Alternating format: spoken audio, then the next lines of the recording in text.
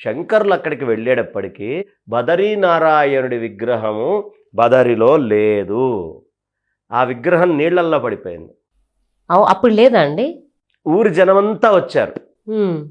వచ్చి అయ్యా ఇది పరిస్థితి అని చెప్పుకున్నారు.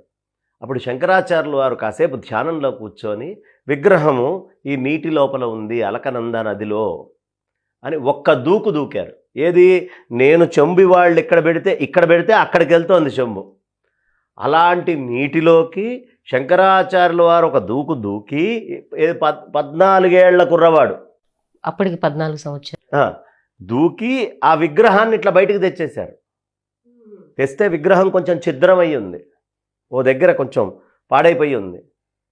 ఓ ఇది కాదేమో, నాకు పరమాత్మ కనిపించి చెప్పి ఊళ్ళో వాళ్ళందరూ చెప్పారు, నా ధ్యానంలో తెలిసింది అంటే యోగ్యమైన విగ్రహం రావాలి కానీ ఛిద్రమైంది ఎందుకు వచ్చింది అని మళ్ళీ నీళ్లల్లో వేశారు.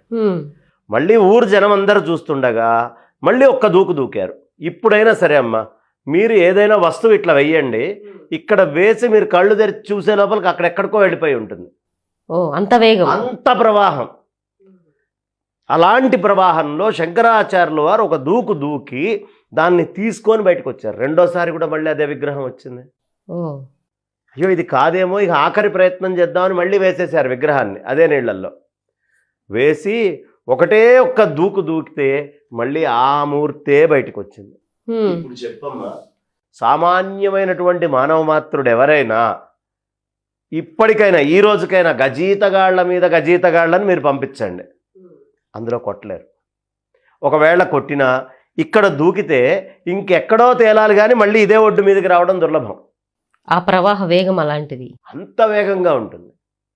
ఆయన సాక్షాత్తు పరమేశ్వరుడే కాబట్టి అలా దూకి ఆ విగ్రహాన్ని తీసుకొని బయటకు వచ్చారు. ఆ విగ్రహాన్ని బదరిలో ప్రతిష్ఠ చేశారమ్మా. 3 సార్లు కూడా అదే విగ్రహం వచ్చింది. ఆ విగ్రహాన్ని తీసుకొచ్చి బదరిలో, ఇవాళ మనం బదరిలో పూజ చేసుకునేటటువంటిది మొత్తము బదరీనారాయణుడి యొక్క విగ్రహాన్ని తీసుకొచ్చి శంకరాచార్యుల వారు, ఆదిశంకర భగవత్పాదాచార్య వరిష్ఠులు అక్కడ ప్రతిష్ఠ చేశారు కాబట్టి వాళ్ళ మనం పూజ చేసుకోగలుగుతున్నాం. అందుకనే పక్కన శంకరాచార్యుల వారిది ఉంటుంది. అది ఆయన యొక్క ఆ వైభవం. ఆ ప్రదేశంలో శంకరులు పునఃప్రతిష్ఠ చేశారు. ఎక్కడి నుంచి బ్రాహ్మణులను తీసుకెళ్లారనుకుంటున్నారు?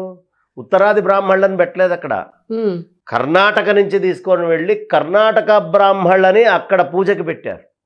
మీరు చెయ్యాలి ఇక్కడ పూజ అని. అలా మొత్తం భారతంలో అటు వాళ్ళని ఇటు, ఎక్కడో బీహార్లో పుట్టినటువంటి వాళ్ళని మనం బాహుబలిలో చూస్తాం కదా, రకరకాలైనటువంటి నగరాల పేర్లు చెప్తారు. అవునండి. ఆ నగరాల్లో ఉండేటటువంటి ప్రజలందరినీ ఇటు తీసుకొచ్చారు, ఇటు నగరాల్లో ఉండే వాళ్ళందరినీ అక్కడికి వెళ్ళి పూజలకు పెట్టారు. అంటే భారతదేశం కలపడం, అందరినీ కలిపారు ఆయన. ఇటు అటు అటు ఇటు ప్రాంత భేదాలు పెట్టుకొని కొట్టుకోకండి, ఇక్కడ వాళ్ళు అక్కడ, అక్కడ వాళ్ళు ఇక్కడ, అంతా తిరుగుతూ ఉండాలి అనే సంప్రదాయాన్ని, ఒక సత్సంప్రదాయాన్ని ఆయన సర్ది పెట్టారు. అలా శంకరాచార్యులు వారు దూకి ఆ విగ్రహాన్ని ప్రతిష్ఠ చేశారు. శిష్యులందరూ చలికి అల్లాడిపోతున్నారు. ఒకసారి అప్పటికప్పుడు స్వామివారు ఆయన యొక్క తపశ్శక్తితోటి ఉష్ణకుండాలని ప్రతిష్ఠ చేశారు అక్కడ. ఈ రోజుకి బదరీ క్షేత్రంలో కింద వేడివేడి నీళ్లతోటి కుండాలు ఉంటాయి. చలికి తట్టుకోలేని వాడు అందులో దిగి స్నానం చేస్తాడు. అది ఎవరయ్యా కారణం? ఆదిశంకర భగవత్పాదాచార్యులు వారు అక్కడ ఉష్ణకుండ స్థాపన చేశారు ఆయన తపశ్శక్తితోటి. అవి ఉష్ణకుండాలు అక్కడ ప్రత్యేకంగా. అదే